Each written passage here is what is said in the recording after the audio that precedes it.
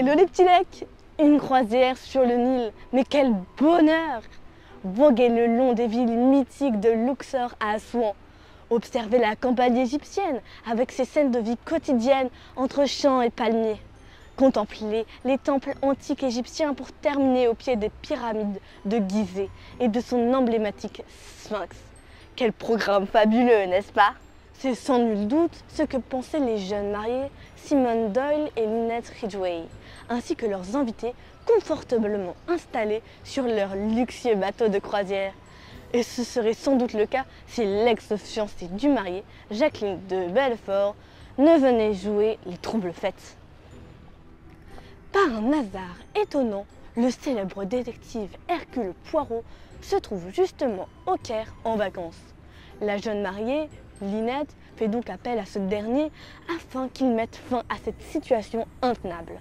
Mais Poirot ne peut que constater la peur de Lynette ainsi que la détermination de la fiancée délaissée, Jacqueline de Belfort, à se venger. Il pressent la possibilité d'un drame. Et si ce roman se nomme Mort sur le Nil, vous pouvez bien croire que des drames, il va y en avoir. Drame avec un S d'ailleurs. Suspense, jalousie, cupidité, intrigue, amour. Tous les ingrédients sont réunis dans ce roman d'Agatha Christie pour passer un fantastique moment de lecture et plonger dans cette diabolique machination. Sans oublier le décor magnifique de l'Égypte en toile de fond. Et si vous n'avez jamais lu de roman d'Agatha Christie, je vous préviens tout de suite, c'est fabuleux. Elle réussit à vous retourner l'esprit et à vous tromper sur l'identité du coupable toutes les 10 pages. En définitive, vous ne savez jamais qui est qui. Si vous aimez le suspense, vous allez vous régaler. Et sans doute aurez-vous envie de vous plonger dans d'autres romans de cette géniale romancière, comme Le Crime de l'Orient Express.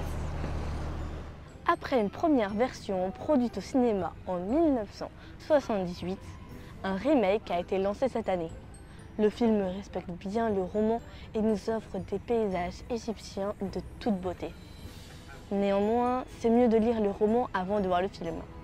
Quant à moi, je poursuis ma remontée du Nil en Dayabé à la découverte des richesses de l'Égypte. J'espère seulement que ma croisière sera plus calme que celle d'Hercule Poirot. Allez, au revoir les petits lecs!